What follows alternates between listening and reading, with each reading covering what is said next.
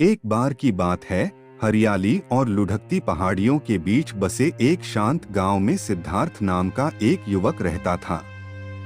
सिद्धार्थ एक धनी व्यापारी का बेटा था और छोटी उम्र से ही उसे अपने पिता के व्यापारिक साम्राज्य को विरासत में लेने के लिए तैयार किया गया था।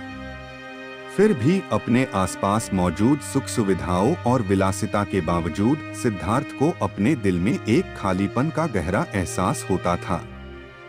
एक दिन गांव में घूमते हुए सिद्धार्थ को एक भिखारी मिला। दूसरे भिखारियों से अलग जो भीख मांगते हैं, यह भिखारी बोधि वृक्ष के नीचे शांति से बैठा था, जिससे शांति की आभा फैल रही थी। हैरान होकर सिद्धार्थ भिखारी के पास गए और पूछा, तुम यहाँ इतनी शांति से क्यों बैठे हो, जबकि दुनिया अराजकता में भाग रही है? भिखारी ने धीरे से मुस्कुराते हुए उत्तर दिया, मैंने आंतरिक शांति और आत्मज्ञान की खोज में भौतिक संसार को त्याग दिया है। मैंने अपने भीतर संतुष्टि पाई है, जो इच्छा और आसक्ति के बोझ से मुक्त है। भिखारी की बातों से प्रभावित होकर सिद्धार्थ ने अपनी आराम की जिंदगी को छोड़कर सत्य की खोज में निकलने का फैसला किया। उन्होंने अपने परिवार को अलविदा कहा और दुनिया में निकल पड़े ताकि स्थायी खुशी की कुंजी खोज सकें। सालों तक सिद्धार्थ जगह जगह भटकते रहे, ऋषियों और विद्वानों से ज्ञान प्राप्त करते रहे और कठोर ध्यान का अभ्यास करते रहे।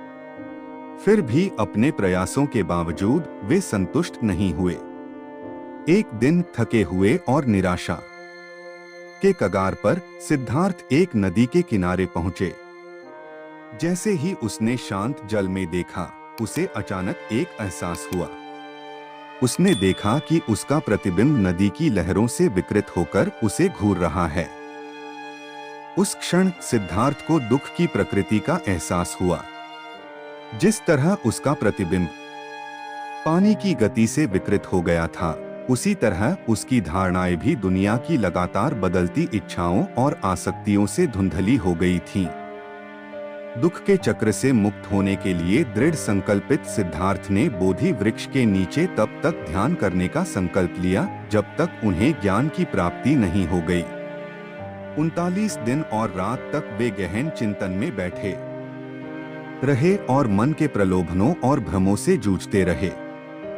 अंततः पूर्णिमा की सुबह, जब भोर की पहली किरण धरती पर अपनी सुनहरी चमक से नहा रही थी, सिद्धार्थ को ज्ञान की प्राप्ति हुई।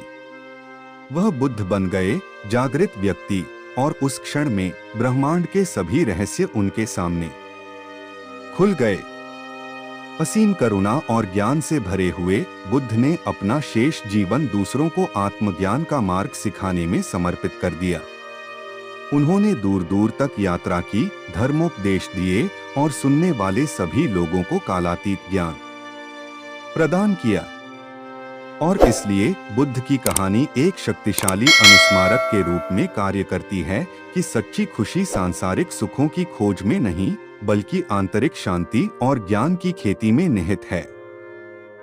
बुद्ध की तरह हम भी अपने आसक्तियों को त्याग कर और वर्तमान क्षण की सुंदरता को अपनाकर पूर्णता पा सकते हैं।